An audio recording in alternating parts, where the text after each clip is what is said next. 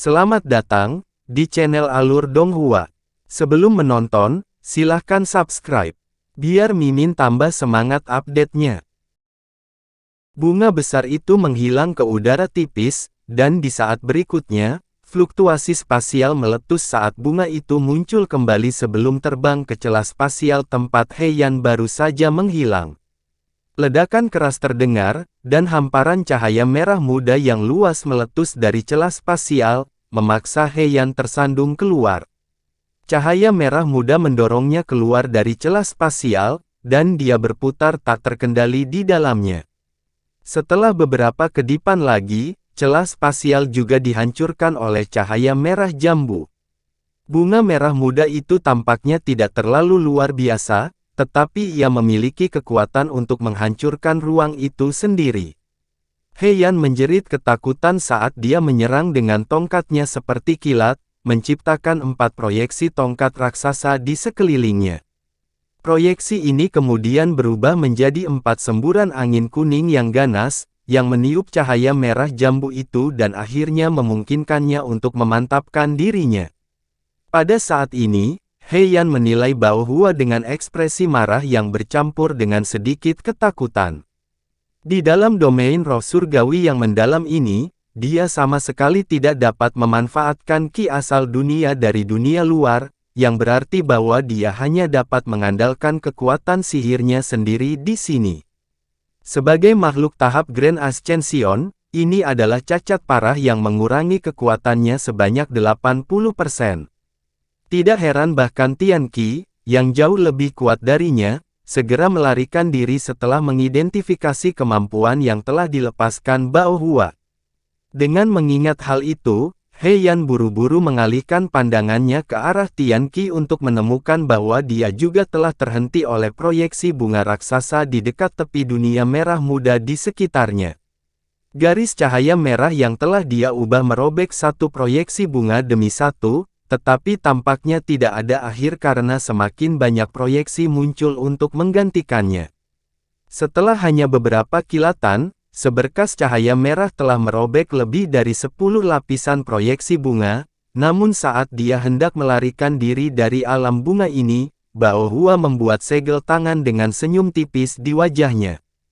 Cahaya cemerlang segera terpancar dari pohon bunga merah muda yang dia bawa dengan tangannya yang lain, dan rune merah muda yang tak terhitung jumlahnya melonjak keluar darinya sebelum berputar di sekitar tubuhnya. Heian merasakan sekelilingnya kabur di sekelilingnya, setelah itu dirinya berada di bagian lain dari dunia bunga. Teknik teleportasi lebih hebat, seru Heian saat dia buru-buru mengalihkan pandangannya ke arah Tian Qi lagi.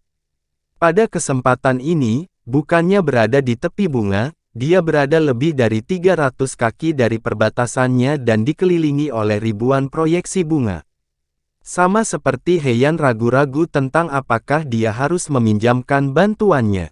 Wajahnya sedikit memucat setelah melihat ini, tetapi dia kemudian menggertakkan giginya dan segera melemparkan tongkatnya ke depan, yang kemudian berubah menjadi burung bangau putih berukuran sekitar 10 kaki dengan sepasang mata emas yang berkilauan.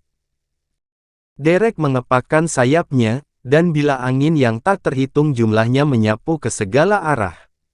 Pada saat yang sama, Heian membuat segel tangan sebelum meletakkan tangannya di atas kepalanya untuk melepaskan semburan ki kuning.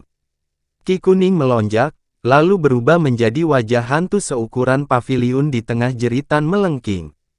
Separuh dari wajah hantu itu milik kecantikan yang luar biasa, sementara separuh lainnya milik monster, dan segera membuka mulutnya untuk mengeluarkan embusan angin jahat.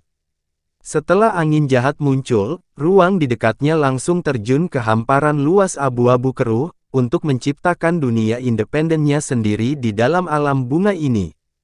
Sementara itu, Tian Qi telah menyadari bahwa akan sia-sia untuk terus mencoba dan melarikan diri dari alam bunga ini, jadi dia berhenti dan membayangkan proyeksi singa jahat merah yang tingginya lebih dari 1000 kaki. Crimson Qi melonjak keluar dari tubuh proyeksi, membentuk lautan kabut merah yang luas yang menyapu ke arah proyeksi bunga di sekitarnya. Kedua iblis itu sepertinya mencoba untuk mengambil alih alam bunga ini. Alis Bao Hua berkerut sedikit saat melihat ini, dan dia dengan lembut mengguncang pohon bunga di tangannya, di mana lebih dari 100 bunga merah muda raksasa melayang turun dari cabang-cabang pohon secara bersamaan. Pergi! Bao Hua menginstruksikan saat dia mengayunkan lengan bajunya ke udara, dan bunga merah muda itu terbang tinggi ke udara sebelum berubah menjadi bola api jahat, yang bergabung menjadi satu untuk menciptakan lautan api merah muda. Awalnya, lautan api hanya berukuran sekitar 1 hektar, tetapi semua proyeksi bunga yang bersentuhan dengannya juga berubah menjadi api iblis merah muda, sehingga memungkinkan lautan api meluas dengan cepat. Dalam rentang waktu hanya beberapa tarikan napas, seluruh dunia bunga telah berubah menjadi lautan api jahat, yang menyapu ke arah Heian dan Tianqi dengan kekuatan dahsyat. Ekspresi Tianqi dan Heian berubah drastis saat melihat ini, dan mereka saling bertukar pandang sebelum masing-masing menghasilkan pil merah yang langsung diminum. Alhasil, aura mereka langsung membengkak drastis. Di alam bunga ini, mereka berdua sama sekali tidak dapat memanfaatkan ki asal dunia, jadi hanya bisa meminum pil ini untuk merangsang potensi latennya untuk melawan api iblis merah muda. Beberapa saat kemudian, mereka berdua benar-benar dibanjiri lautan api merah muda. Pada titik ini, cabang-cabang pohon bunga merah muda telah menjadi benar-benar gundul, dan telah menyusut sebanyak 20%. Mantra Bao Hua berhenti tiba-tiba, dan rona tidak wajar muncul di wajahnya. Ekspresinya sedikit menggelap, dan dia juga mengeluarkan pil putih sebelum meminumnya dengan senyum masam. Setelah itu, dia duduk dengan menyilangkan kaki dan melingkarkan lengannya di sekitar pohon bunga. Lapisan cahaya tembus cahaya muncul di sekelilingnya saat dia menutup matanya untuk fokus mengendalikan harta karun itu. Dia sangat menyadari betapa kuatnya Tianqi dan Heian, dan dia tahu bahwa meskipun mereka telah kehilangan akses ke ki asal dunia, masih akan sangat sulit untuk menyempurnakannya dengan api iblis ini. Dengan demikian, waktu perlahan berlalu, dan beberapa hari berlalu dalam sekejap mata. Pada hari ke-7, alam bunga tiba-tiba mulai bergetar secara tidak stabil. Setelah itu, bola api hitam dan seberkas cahaya merah melesat keluar dari alam bunga, lalu terbang ke kejauhan dengan kecepatan luar biasa. Di dalam bola api hitam itu ada Nas Chen Sol perempuan yang tingginya beberapa inci, dan dia berteriak dengan suara marah, "Kau bahkan belum pulih ke tahap Grand Ascension, dasar celaka. Lain kali kita bertemu akan menjadi hari bahwa kamu mati." Setelah hanya beberapa kilatan, bola api dan seberkas cahaya merah benar-benar menghilang di kejauhan. Bao Hua menghela nafas panjang saat dia membuka kembali matanya dengan sedih. Api iblis yang melonjak di alam bunga mulai surut, kembali menjadi sekitar selusin bunga merah muda raksasa dalam sekejap mata, yang semuanya menempel kembali ke dahan pohon bunga. Hampir pada saat yang sama, seluruh domain roh surgawi yang mendalam hancur menjadi titik cahaya spiritual. Pohon bunga di tangan Bao Hua juga langsung menyusut menjadi bola cahaya merah muda yang segera dia telan. Aku sangat dekat. Tubuh mereka telah dihaluskan menjadi abu, tetapi dengan kemampuan mereka, hanya perlu beberapa abad bagi mereka untuk pulih ke kekuatan yang sebelumnya. Sepertinya aku harus bertemu beberapa kali lagi di masa depan, Bao Hua bergumam saat dia bangkit, tetapi, rona merah yang tidak wajar muncul di wajahnya, dan dia hampir tersandung kembali ke posisi duduk lagi. Dia buru-buru menyapu indera spiritualnya ke dalam tubuhnya, di mana ekspresinya menjadi gelap secara drastis. Lukaku semakin memburuk akibat pertempuran ini. Bahkan dengan obat roh yang kumiliki, aku tidak akan bisa pulih sepenuhnya setidaknya 3 abad.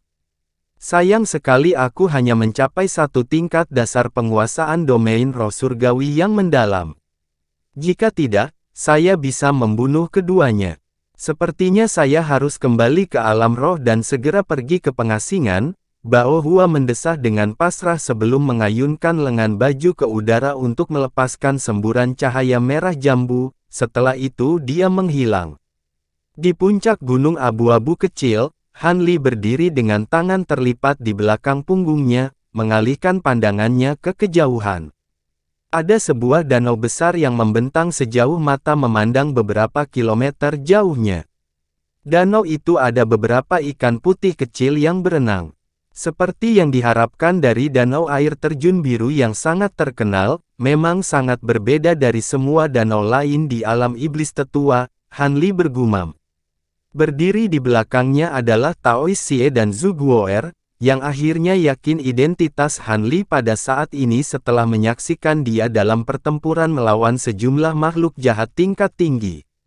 Dia jelas jauh lebih energi daripada ketika dia pertama kali dibeli oleh Han Li sebagai budak, dan bertanya, "Senior Han, apakah benar-benar ide yang bagus untuk datang ke sini? Bukankah seharusnya ada leluhur suci yang berada di danau air terjun biru ini?" Memang, leluhur suci Lan Pu telah mengklaim danau air terjun biru selama ribuan tahun, jadi dia pasti makhluk yang cukup tangguh. Namun, saya bertekad untuk mendapatkan lebih banyak beras Bluetooth, jadi saya bersedia mengambil risiko ini. Selain itu, menurut pengetahuan saya, leluhur suci Lan Pu telah mengasingkan diri selama ribuan tahun, dan di permukaan, danau air terjun biru hanya dijaga oleh salah satu klon dan dua klonnya muridnya, jadi dia mungkin tidak hadir di danau, jawab Han Li. Tampaknya kekhawatiran saya tidak beralasan, kata Zhu Guo'er dengan sikap patuh. Apa yang kamu katakan tidak sepenuhnya salah, itu memang yang terbaik bagiku untuk berhati-hati terlepas dari situasinya. Kita telah menjadi sangat terkenal di alam iblis penatua akhir-akhir ini, jadi kita tidak hanya harus mengubah penampilan kita, kita harus berpisah sementara juga. Guo'er, kamu tinggal bersama rekan Taois Xie untuk sementara waktu, aku akan memasuki kota air terjun biru untuk mengumpulkan beberapa informasi terlebih dahulu. Dengan teknik penyamaranku, aku pasti bisa menyembunyikan identitas saya sendiri selama saya tidak bertemu dengan makhluk tahap Grand Ascension, kata Han Li. Zhu Guo'er secara alami memberikan tanggapan positif, dan dia sangat gembira mendengar bahwa dia dapat menghabiskan waktu dengan Taois Xie. Dia masih tidak menyadari bahwa Taois Xie adalah boneka, dan dia telah mengembangkan rasa kasih sayang terhadapnya. Taois Xie hanya mengangguk menanggapi sebelum terus berdiri diam. Han Li telah memberikannya banyak tetes ramuan surgawi sebelumnya, jadi dia dengan senang hati mengikuti instruksi Han Li. Setelah berinteraksi dengan Taois Xie untuk waktu yang lama, Han Li sudah terbiasa dengan ketidakpeduliannya, jadi dia tidak memperhatikan reaksi menyendiri Taois Xie. Meskipun Taois Xie saat ini tampak seperti manusia normal, dia sebenarnya terikat oleh beberapa batasan yang dikenakan padanya oleh mantan tuannya. Meski begitu, ia memiliki tingkat otonomi yang sangat tinggi. Kalau tidak, Han Li tidak akan bisa memancingnya keluar dari lautan petir itu dengan ramuan surgawi miliknya. Tentu saja, Han Li sangat menyadari bahwa dia tidak sepenuhnya bebas dari kekhawatiran di alam iblis penatua hanya karena dia memiliki Taois Xie di sisinya. Semua patriark iblis memiliki urusan lain untuk diperhatikan, dan tidak ada leluhur suci yang mau bergabung satu sama lain. Kalau tidak mungkin dia bisa tetap aman di alam iblis penatua untuk waktu yang lama.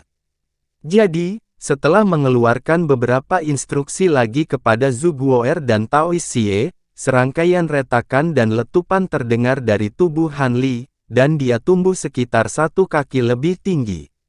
Pada saat yang sama, fitur wajahnya telah diubah secara drastis, membuatnya tampak seperti pria parubaya.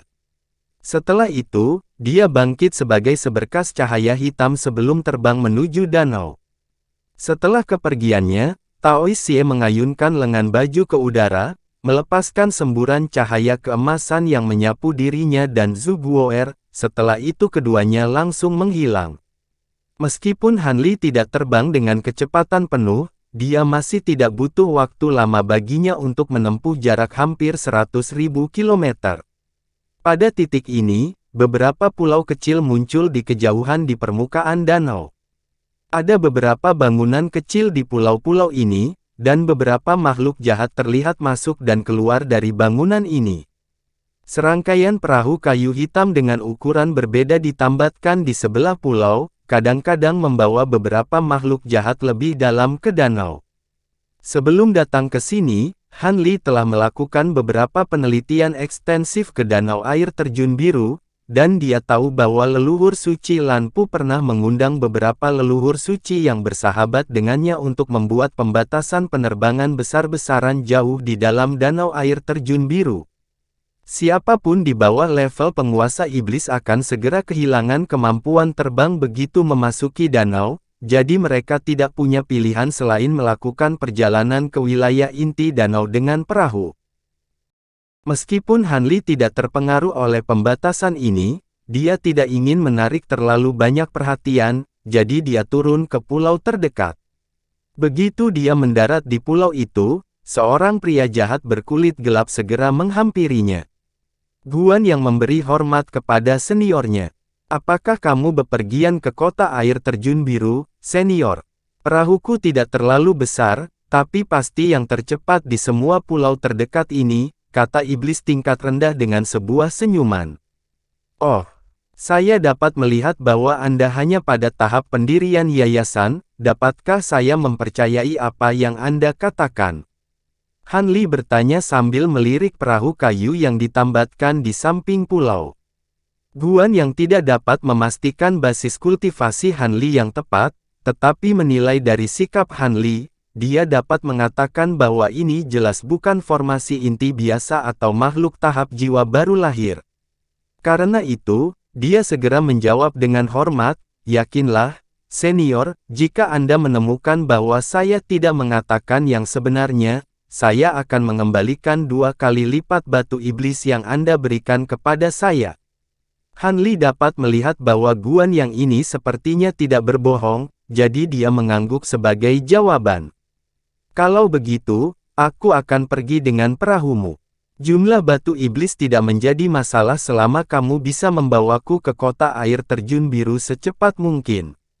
Guan yang sangat gembira mendengarnya, dan dia buru-buru membungkuk sebelum menunjuk ke arah sebuah perahu yang panjangnya beberapa puluh kaki. Yakinlah, senior, aku tidak akan mengecewakanmu. Lewat sini, senior. Han Li melangkah langsung menuju perahu, dan Guan yang secara alami mengikuti di belakangnya dengan sikap gembira. Setelah beberapa saat, perahu kayu hitam itu meninggalkan pulau kecil itu dan mulai menyusuri danau seperti anak panah yang melaju kencang. Han Li duduk di depan perahu sementara lelaki jahat itu berdiri di ujung belakang perahu sambil dengan cepat mendayung sepasang dayung logam hitam. Permukaan dayung berkedip dengan cahaya biru redup, dan mereka mendorong perahu dengan cepat di atas danau dengan setiap pukulan. Aku melihat kamu memiliki sepasang harta iblis tingkat rendah, tidak heran kamu begitu percaya diri, kata Han Li dengan senyum penasaran. 2 alat iblis tingkat rendah ini telah diwariskan dalam keluarga saya selama beberapa generasi, dan mereka telah menyediakan makanan di atas meja untuk semua nenek moyang saya juga. Bukannya tidak ada alat jahat yang lebih baik di luar sana, itu adalah hanya saja tidak ada orang lain dengan alat jahat kaliber ini yang mau melakukan pekerjaan seperti ini. Saya tidak punya bakat lain. Jadi ini satu-satunya pekerjaan yang bisa saya lakukan untuk memberi makan keluarga saya, jawab Guan yang sambil melanjutkan mendayung dengan penuh semangat. Kamu terdengar seperti kamu dari daerah setempat, kamu pasti sudah sangat familiar dengan kota air terjun biru, kan? Han Li bertanya, saya tahu semua pengetahuan umum yang harus diketahui tentang kota ini, tetapi saya tidak dapat membuat jaminan apapun di luar itu. Lagi pula, basis kultivasi saya sangat terbatas, jadi ada banyak hal yang berada di luar jangkauan saya, jawab Guan Yang. Hehe, jangan khawatir, aku tidak akan menanyakan apapun yang terlalu rumit, Han Li meyakinkan. Kalau begitu silakan saja, senior, aku pasti akan memberitahumu semua yang aku tahu, jawab Guan yang buru-buru. Aku ingin tahu di mana Bluetooth Rice bisa dibeli dari kota Blue Waterfall. Aku yakin itu tidak akan tersedia di toko biasa, kan? Han Li bertanya. Hehe, jadi kamu di sini juga untuk Bluetooth Rice? Kamu sudah bertanya pada orang yang tepat, senior. Apakah kamu hanya ingin membeli 1 atau 2 potong atau ingin membeli Bluetooth Rice dalam jumlah besar? Guan yang bertanya saat sedikit kegembiraan muncul di wajahnya. Apakah keadaan berubah tergantung pada jumlah yang ingin saya beli? Han Li bertanya. Jika kamu hanya mencari dalam jumlah kecil, maka kamu dapat membeli Bluetooth Rice dari beberapa toko yang ditunjuk di kota. Namun, toko-toko ini hanya menjual kepada manula di atau di atas tahap transformasi dewa, dan setiap orang hanya dapat membeli 2 potongan pada satu waktu. Jika orang yang sama ingin membeli lebih dari itu, maka mereka harus tinggal di kota air terjun biru selama setahun sebelum diizinkan untuk membeli lebih banyak. Alternatifnya, ada beberapa jalan bawah tanah yang melaluinya lebih banyak potongan Bluetooth Rice dapat dibeli, tetapi standar kualitasnya mungkin agak kurang, jelas Guan Yang. Bagaimana jika saya ingin membeli dalam jumlah besar dan saya hanya mencari Bluetooth Rice dengan kualitas terbaik? Han Li bertanya. Saya khawatir tidak mungkin untuk memenuhi kedua persyaratan itu sekaligus.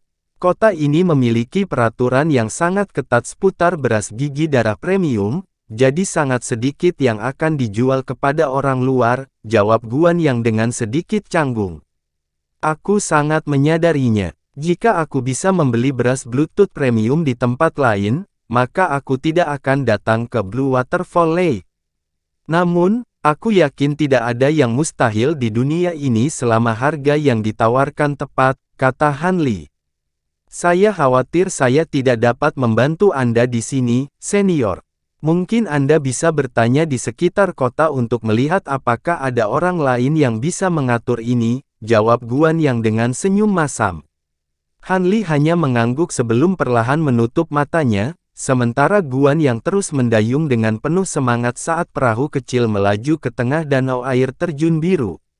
4 jam kemudian, sebuah titik hitam muncul di kejauhan, dan saat perahu mendekatinya, titik itu semakin melebar sebelum menampakkan dirinya sebagai pulau besar. Cahaya biru melintas di mata Han Li, dan dia dapat segera memastikan bahwa sebuah kota besar telah dibangun di perbatasan pulau. Tembok kota dibangun dari batu biru raksasa dan tingginya beberapa ratus kaki. Ada penjaga jahat bersenjata yang berdiri di atas tembok, dan tepat di depan adalah gerbang kota besar, di depannya berdiri sekelompok penjaga jahat yang memegang tombak.